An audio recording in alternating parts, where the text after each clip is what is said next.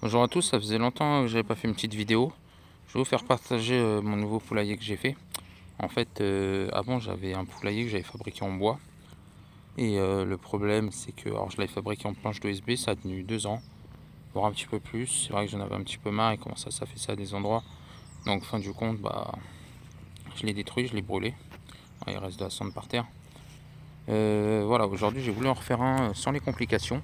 C'est-à-dire que là ça fait à peu près 7 ans que je fais de l'élevage de poules. Donc que ce soit pour la production de chair ou autre. Et aussi en tant que pondeuse. Et c'est vrai que souvent il y en a qui se plaignent d'avoir petits poux rouges, des choses comme ça. Alors il faut savoir qu'ils aiment bien le bois. Le plastique pour ça c'est bien. Moi ici toutes mes poules ils sont mises directement en forêt. Donc voilà. Pourquoi parce que je me rends compte qu'en vérité tout simplement à l'époque je les avais mis dans des endroits qui n'étaient pas des forêts et fin du compte ça attrapait des maladies, des choses comme ça. Puis que je les ai mis en forêt, alors après c'est ma propre expérience, ça n'en vient qu'à chacun. Mais en tout cas pour moi personnellement, le fait de les avoir mis en forêt, ça m'a permis tout simplement qu'il n'y ait plus de maladies. Il y a beaucoup de vers au sol, ça se compose très bien. J'ai plus qu'à remettre à chaque fois ce que je vide du poulailler sur le sol, tout ça. Et j'arrive à obtenir vraiment un bon humus sur mon sol et je m'en resserre aussi après par la suite pour mon potager. Donc voilà, aujourd'hui j'ai été acheter donc une malle dans une grande enseigne en plastique, c'est une malle de jardin tout simplement. Donc elle était en réduction, je ne l'ai pas payé spécialement cher, une cinquantaine d'euros, parce que j'ai pas trouvé sur le Bon Coin ou sur d'autres sites, que ça soit de mise comme ça en ligne d'occasion et de produits, sinon j'aurais pris ça pour le moins cher possible de toute façon. Et donc voilà, aujourd'hui j'ai été acheter donc un rail. Alors ça c'est des rails de BA13. Allez, ça doit valoir maximum 2 euros la longueur. Donc c'est vraiment pas cher. Vous la découpez directement autour. Donc je monte un petit peu le système. Donc j'ai mis des rondelles en fait à l'arrière. Voilà, j'ai fait un carré avec sa hauteur. J'ai acheté un système automatique qui était pour moi le mieux. Ça fait 2 ans que je m'en sers, mais je l'ai remis dessus. Et là, je vais vous montrer un petit peu les intérieurs. Donc il y a une sécurité pour pouvoir ouvrir la porte.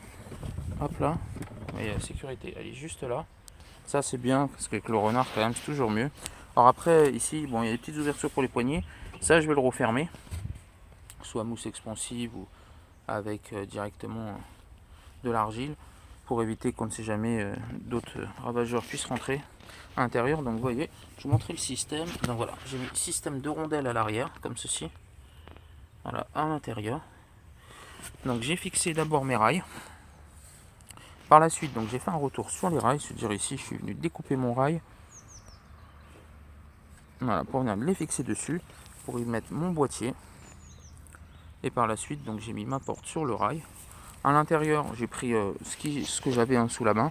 Donc c'était 2 bouts de PVC pour en faire des perchoirs. Comme ça, les fientes vont pouvoir tomber au sol. Et en fait, c'est très très léger la boîte. Donc vous allez pouvoir la retourner une main. Je mets un petit coup d'eau dedans à l'intérieur ou autre. Comme ça nettoie les fientes. Je peux les ramasser pour les composter, les jeter par terre, les mettre dans mon potager. Puis là, je mets un petit coup, c'est très facile. Il n'y a rien comme endroit pour que la vermine puisse se mettre. À tout moment, de toute façon, ils n'aiment pas le jour. Donc à tout moment, vous pouvez ouvrir quand il fait beau comme ça permettra tout simplement d'aérer et d'enlever tout ça. Donc là, au niveau des PVC, j'ai fait comment? En fait, j'ai pris un bout de PVC, je l'ai chauffé. Alors vous pouvez le chauffer à la gazinière ou tout simplement si vous voulez pas vous embêter au sèche-cheveux. Et après, vous tapez un petit peu dessus. Et le mieux, c'est de mettre un bout de bois à plat dessus et appuyer fort. Si vous voulez, j'avais fait une vidéo comment fabriquer un arc en PVC. Vous pouvez regarder, c'est à peu près la même méthode. Quand la suite ça a été aplati, j'ai tout simplement mis une vis de chaque côté. Vous voyez, ça bouge pas. Ils vont pouvoir s'y mettre dessus tranquillement. Et là, j'ai trouvé en fait dans une imprimerie, c'était ce qui protège les feuilles d'imprimerie. Alors après, vous pouvez mettre n'importe quoi d'autre. Ça, j'ai mis en provisoire, mais je pense que ça va tenir assez longtemps. J'ai fait un petit trou d'ouverture, puis j'ai mis de la bande à Arnaud. Je peux vous affirmer que ça bouge pas une cacahuète, parce que ça a bien été mis sur les côtés en force. Puis là, j'ai mis ma paille, voilà, ça me fait un petit pondoir. Ce qu'aurait été la solution par la suite, si je trouve une autre malle de petite taille pour pas cher, en fait, je viendrai la mettre sur le côté, en venant faire une ouverture, avec sur le sol des briques, quelque chose pour la maintenir, pour éviter que ça force trop, avec des rondelles à l'intérieur et une fermeture papillon. Comme ça me permet, si un jour j'ai besoin, de pouvoir facilement l'enlever haute. Et ça vous permettra d'éviter d'avoir à ouvrir directement votre malle pour pouvoir aller chercher vos œufs. Vous allez avoir juste votre petite malle là sur le côté. Et puis vous avez juste à les ouvrir. Alors vraiment une petite malle de toute dimension, vraiment petite comme un carton. Et ça permettra d'ouvrir, venir chercher que vos œufs sans déranger spécialement le reste des poules qui peuvent être à l'intérieur ou autre.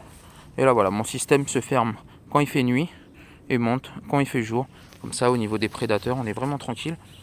Je ferai une prochaine vidéo pour vous expliquer pour les prédateurs comment éviter tout simplement qu'ils puissent rentrer. J'ai essayé vraiment beaucoup de systèmes. C'est vrai que celui-là marche très bien. La seule chose qui m'est arrivée, c'est qu'un jour, il n'y a plus eu de batterie pendant 24 heures. Et comme par hasard, le renard est passé. Alors je vais mettre un petit système par la suite ici, USB avec un panneau solaire qui vaut 5 euros chez certains sites chinois. Et voilà, ça me permettra avec des piles rechargeables de tenir. Déjà les piles en moyenne, ils tiennent 8 mois. Je pense qu'avec ça, on arrivera à doubler, voire tripler, voire même plus.